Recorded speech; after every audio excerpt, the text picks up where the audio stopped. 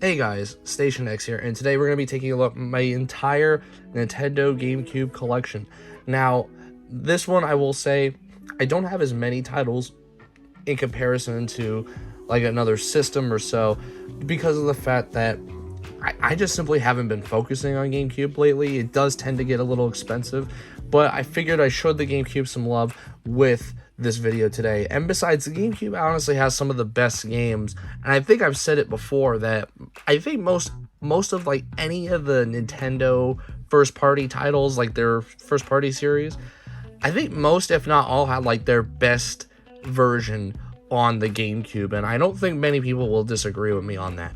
But without further ado, let's just jump right in, and we have our first game on the list here. We have Animal Crossing, the first Animal Crossing that they did.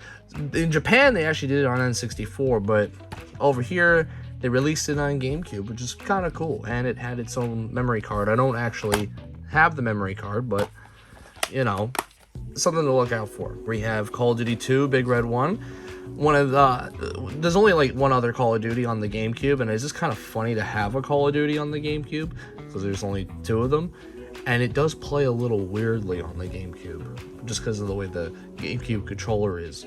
But it's kind of fun that one of my favorite series of all time is on the GameCube. Some Crash games, specifically the racing ones.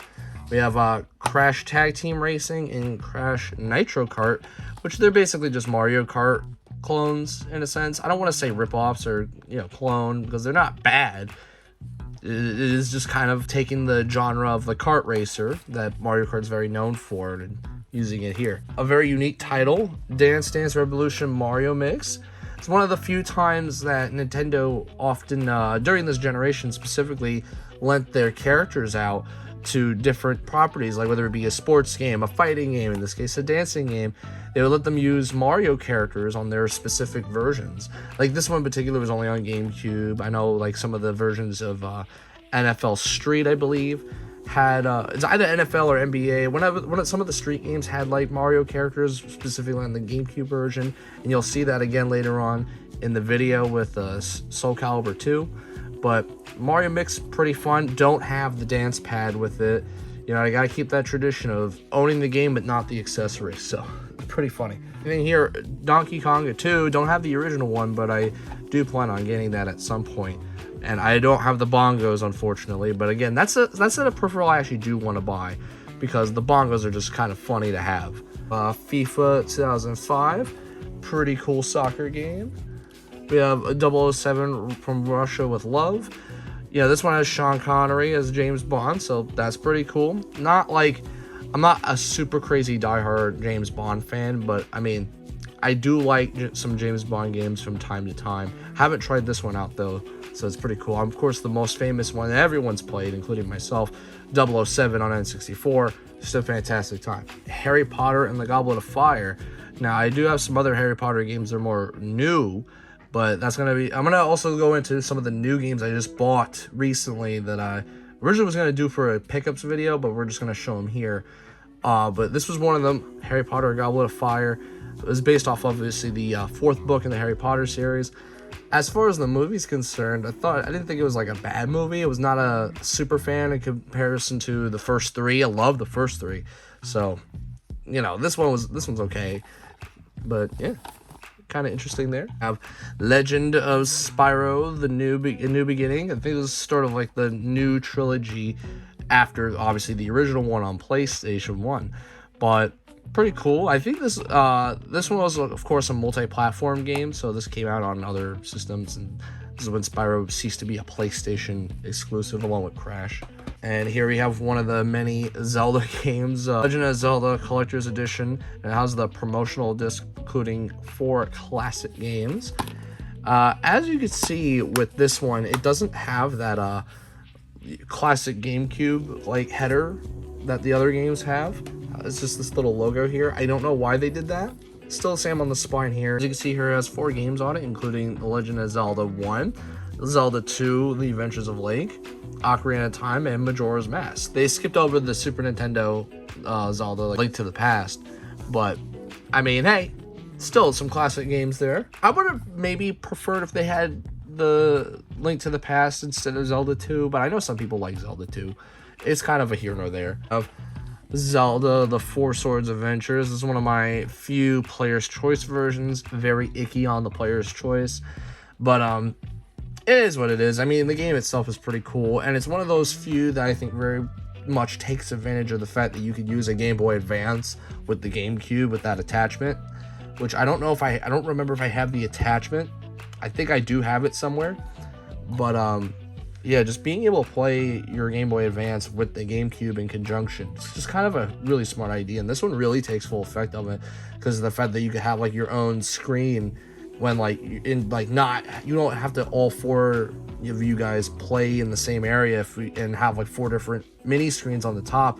You could just have like your own screen on the Game Boy, which is pretty cool. Of Luigi's Mansion, Luigi's first foray into his like solo adventure type deal, so that's pretty cool that we got one of those. And they made 3 Luigi's Mansion games, obviously this being the first one, and it was just such a fun game. I think it was also a launch title for you know, the GameCube, because of the fact that typically usually launches with a Mario game, and while this is technically a Mario game, it doesn't feature Mario as the main dude. It's Luigi, so that's pretty cool. And of course we have Mario Kart Double Dash. One of, I think, the best Mario Karts is Double Dash. I love Mario Kart Double Dash, just simply the fact that you could have like 2 people on the same cart, and not only can you play, like, I think you could play up to 8 people, right? I think it says it on here. You could, well, you have up to 4 players, but I think you could have, I think, multiple GameCubes hooked up to each other and have like basically everybody playing on the GameCube like that. And I think you could also play with 2 players on one cart as well. So like, say you and your brother, or you and your sister, or whatever, are playing a game, and you could have both participants on one cart. Although that experience is probably gonna be a little less cool, I guess, because then you would have to like swap in between. One of you guys not gonna see a whole lot of action or do a whole lot, but still, it's pretty cool that they did something like that. I'm just gonna pull both of these out together. Mario Party 4 and 7. Now, I have 2 other Mario Party games coming up later on, but I do have every Mario Party game now, especially because the GameCube ones were the last ones, and of course the GameCube ones I think are the best ones. And I believe the newest one, the Superstar Mario Party Superstars, that one takes a lot of game modes from GameCube and N64, but I think the GameCube ones, I think, are the best, in my opinion. Specifically, I do like 4, so that's pretty awesome. We have Mario Party Power Tennis. Now, I think, again, as far as Mario sports games, they're very much big on GameCube. I think their best versions were on GameCube, and some of them did start on N64, and some of them got sequels on the Wii, or in some cases re-releases. I think this one was one of them, but kind of crazy. I think like tennis was pretty good here. They had really cool cutscenes and things like that, and it was just a pretty awesome game, and I'm a big fan of tennis. I have Mario Superstars Baseball. Love the baseball on here. I'm a big baseball guy myself, and it's just really cool. Some of these also still have, you'll notice some of these games do have a little bit of sticker residue still. Like, it's kind of hard to take off stickers sometimes, and specifically to clean. I don't have like every single like material to use to kind of get that off. I tried my best to just kind of use a wipey or something to wipe it off, but you'll still get like that stickiness, and so it'll try like dirt and stuff, which kind of sucks. I don't know exactly like the best way to get it off, but I try to clean it every now and then to get the games looking as good as they possibly could, or eventually just replace the case.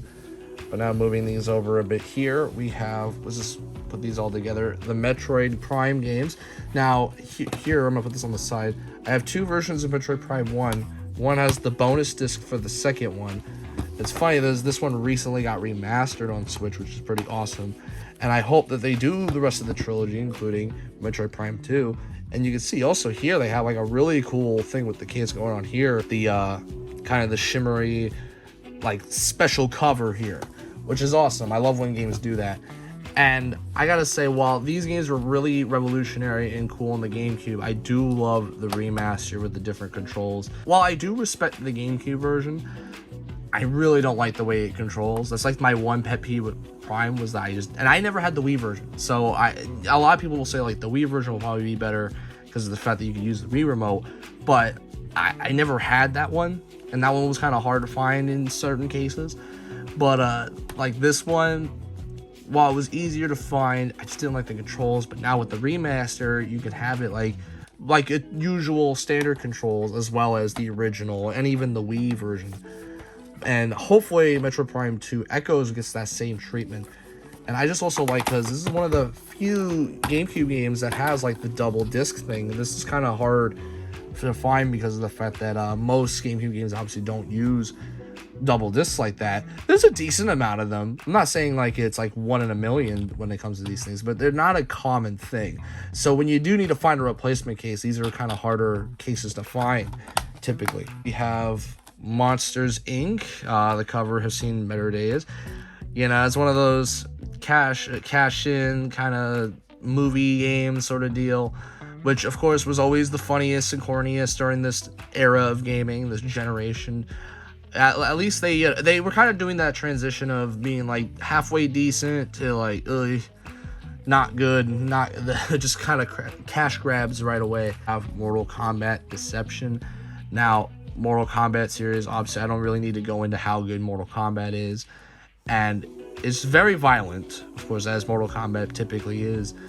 Now, I do plan on trying to get like every single Mortal Kombat game. It's a little hard to keep track of them, considering they went through so many different titles and stuff. They're not all numbered as well, like they are now. Like the last couple of them that they've done, they've numbered them.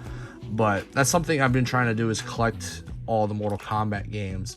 And it's a little tricky, but I only have the one on the GameCube, Deception, which I think is like the second to last one as far as the midway Mortal Kombat stuff, because after that I forgot who owns it now, but like now the Mortal Kombat, like I guess 9 you could say would be like the reboot. This was before that. Namco Museum. So this one was also very awesome. I had the PS2 version, and honestly this is one of my favorite ones, because they had like the arrangement. What was this called? Yeah, I would say arrangement. I'm having trouble pronouncing the word, but like they had like remix versions, you could say, of some of the classic games. I just thought those were pretty cool and neat. Naruto Clash of the Ninja. Now this version in particular comes with that card, that Naruto card, which I do have here. It's a really nice card. I actually put it in a Pokemon sleeve, but it's a really, really cool card here. I love that. It has, of course, the 3 main characters, Naruto, Sasuke, Sakura, with their trainers, animals. You know, you have Sasuke with the snake, Naruto with the toad, and Sakura with the slug, representing their 3 masters, Tsunade, Jiraiya, and Orochimaru.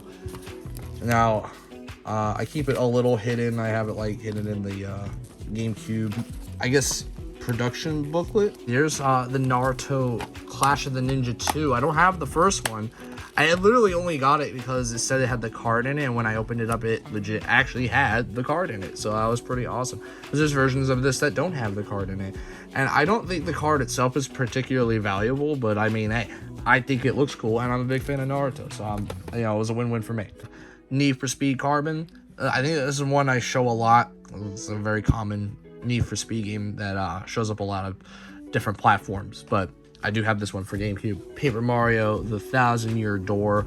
Very, very good Paper Mario game. Again, one of the best ones in the series, if not the best one in the series. A lot of people will point to that being the best one in the series. I just think it's awesome. It's definitely one of the last good ones before they started really going down like the not-so-RPG Paper Mario games, which is like, those are fine too. Like, I don't necessarily make a big stink about them. But, I know a lot of people did not like Sticker Star, so but 1,000-Year Door is a big fan favorite amongst people, including myself. We have Pikmin 2. I'm still missing Pikmin 1. I gotta find that, but it's a very unique game that shows that Nintendo can make a unique IP from time to time, like with Splatoon and I guess ARMS, but Pikmin was another really interesting one that gets some love and attention every now and then, and of course the 4th one's coming out soon, which is nice. I have Simpsons Hit and Run, a very funny Simpsons game that's basically like the kid GTA. If your parents didn't get you GTA, you basically would get this instead. So that's pretty funny. The Sonic games, I have quite a few here. Shadow the Hedgehog, which is a very edgy Sonic game. I have Sonic Adventure 1 and 2. These are like kind of like the remix versions, so that's pretty neat. And then we have Sonic Mega Collection. Again, player's choice versions, gross, but I mean, hey, it's still pretty cool. And you get all these different Genesis Sonic games with some extra goodies in there. And the first Sonic Riders, which will also pop up later on again in this video. Apparently, this was the 15th anniversary at the time. Pretty neat on that. And the last one on this pile is Soul Calibur 2. So like I mentioned earlier, Nintendo was lending their characters out to certain companies and games during this era to kind of get people to make GameCube games and stuff, because there was not a lot of support for this thing. Now, Soul Calibur 2 had a unique character for each platform of the game. You know, Sony had a Tekken character, which I forgot who played it, but it was a Tekken character, I know. It's usually a pretty popular one. And then Spawn was for the Xbox version, which I thought was a little weird. You would think it'd be Master Chief, but no. But Soul Calibur 2's makes sense. Link, because not only, you know, Link kind of fits better with the rest of the roster here because he's a sword fighter in a sense. Well, I guess in a sense, it just kind of makes more sense to me. I don't know. Like, it'd be weird if Mario was there. He wouldn't really fit that well. And while, yeah, he's still cartoony, he still looks at least anime-like enough to fit with the rest of the other characters here. And plus, I think this is also the more valuable one because of the fact that you can play as Link. I don't think a lot of people cared that you could play as Spawn or the other Tekken dude. You know, it's not... Those weren't, like... Well, they were popular characters. It's like playing as Link in Soul Calibur 2 is pretty popular. But I just kind of wish you could play as all three in the... Yeah, I can understand why they were exclusive, but... Still kind of a shame. Now we get to the last pile of games that I have, you know, already owned. Spider-Man 2, very awesome here. I'm still missing the first one on GameCube. Of SpongeBob Battle of the Bikini Bottom, very awesome one, especially since they also did remaster it, which a lot of people are a little iffy on the remaster. I think they're both fine. As well as we also have another SpongeBob game, Lights, Camera, Pants. Not as good as the Battle for Bikini Bottom one, but I mean, hey, it's still a SpongeBob game. You know, I love my SpongeBob. The Sex Tricky. Now, this one, I have a lot of fond memories on the PS2 version, and I loved to get a version like this version on every platform, especially because like this one also has like a metallic kind of cover to it, which is also very nice. Always love that. We have Star Fox Adventures, another very awesome game series we have here. Also, just a kind of a different Star Fox. This is not the typical Star Fox that you're expecting. And then here we have some Star Wars games. You have Star Wars Bounty Hunter. And here we have Star Wars Rogue Squadron 2 and 3, Rogue Leader, and Rebel Strike.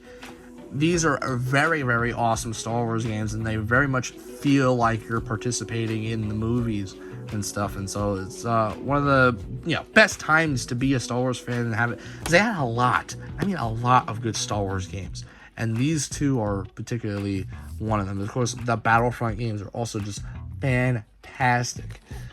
And then here we have Super Mario Strikers, back when this game series was good, as another example of a Mario sports title that was a lot better during the GameCube days. Mario Sunshine, a fantastic Mario game, especially coming off the heels of Mario 64 being the successor to this.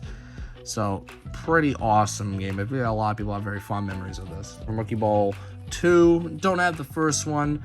Not a big Super Monkey Ball fan per se, but I do see why a lot of people like it. I do have the respect there for it.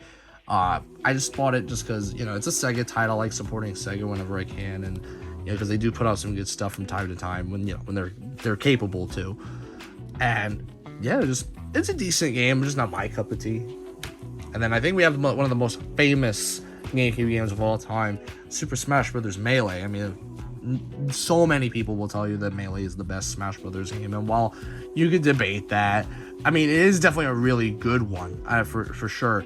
And personally, it's one of my favorites. I mean, as much as Ultimate does kind of replace it for me in a sense, I still have so many fond memories of Melee, especially, you know, playing with friends sometimes. Playing it was just very awesome. It's a very good party game as well. Not only is it a very good party game, but also is what made Smash Brothers competitive, and it brought it to the competitive scene and giving like a competitive life to Smash Brothers. Because if Nintendo tells you anything, they don't like when Smash Brothers is competitive. This one constantly has tournaments, constantly has attention on it, constantly just has so much love and respect for it, and it's just a really good Smash Brothers game in general.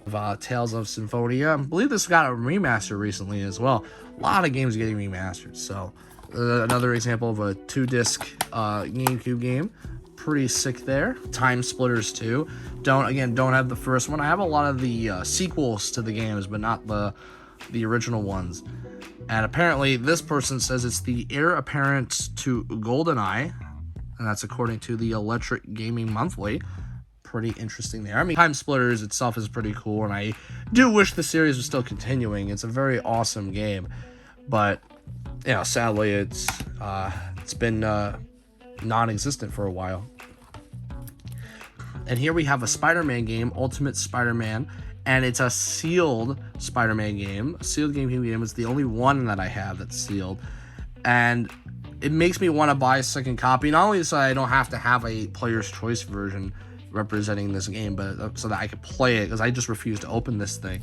Because how often do you see sealed GameCube games just randomly? It's kind of sick to have. WarioWare Inc. Mega Party games, pretty sick there. WarioWare is always a fun time.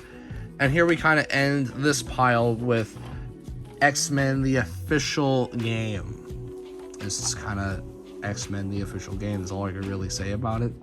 Not the most exciting thing, but the movie was fun. Now that we've taken a look at the games I've had for a while, I want to talk about some of the games I've gotten pretty recently, within like the last month or so. Here, I'm just gonna move these out of the way and bring in this pile here. And on the top of that, I'm gonna just get the worst looking one out of the way, because I gotta say, this one took a bit of a beating, but it was the only one they had, so I wanted to get it regardless. WrestleMania X8. Love my wrestling, and so I always, whenever I see wrestling, I don't have a wrestling game on GameCube until now, so this was a perfect one for me to get, and so went and bought it. Harry Potter and the Prisoner of Azkaban. So I know Harry Potter was gonna show up again at some point. Also one of my favorite movies, and as well as this one, The Chamber of Secrets, one of my favorite movies of all time. Here, let me get that one out here. Love those. And of course the Sorcerer's Stone, I don't know if they did that for GameCube or not, but like those are just my favorites of all time as far as Harry Potter. Zoid's Battle Legends. This one looked really interesting to me when I was out shopping for GameCube games, so that's why I went and bought it. We have Billy Hatcher and the Giant Egg. It's from the creator of Sonic the Hedgehog. It is obviously published by Sega, so it's pretty cool. It's an only GameCube game, and I've been trying to collect all the GameCube exclusive stuff, so it's pretty neat. Mario Party 5, and let me just grab the other one. You see, this is not really in order. But we have Mario Party 5 and 6, so I recently acquired these, because I've had 4 and 7 for the longest time, and didn't have 5 and 6, because mainly they're, again, expensive, and not the easiest to find. Now, when I say that, I don't mean that, like, you can never find this anywhere, like, even if you look online. When you look online, you'll see a lot of these. But I don't like shopping online, because you don't know how it's going to come in through the mail. Sometimes you might get swindled. You know, you gotta just be extra careful. Sometimes you make a lapse in judgment. So I just like trusting my eyes and seeing it in person. Like, here, I have the physical game. This looks good. I want to buy this specific copy here. And so, like, they had multiple Mario Party 5 and 6s, but they, like, and I say multiple, they had like maybe like 2 or 3, but that's still like 3 options I could choose from, and I picked like the best looking ones, as opposed to going online, buying it, and it all looks good, and then when it comes in the mail, it just kind of shows up all bad. And sometimes it's not the seller's fault, but you know, it's just, I just rather avoid that headache. Here we have Lego Star Wars 2, and I think, again, I also have the first one. I really should have organized this pile, but I have the first 2 Lego Star Wars games, so that's pretty neat. Very much, again, you guys know I love my Lego. You guys know I love my Star Wars. Love combining the two. And then I also got this for the original Xbox as well, so neat to have it on GameCube. Donkey Kong Jungle Beat, another game that uses the bongos, so I have another reason to get those bongos that I do not have. Back in the Barnyard, loved the movie, and they had a TV show that I would watch every now and then as a kid, and so I saw this game, I knew I just had to get it, just for the nostalgia. And here is, like, I gotta say, it's one of the most expensive games, other than maybe the Persona games. Yeah, I would say the Persona games are the only other ones that I've paid the most money on, but Chibi Robo I spent, I think, $200, over $200 on, and that's how much it cost.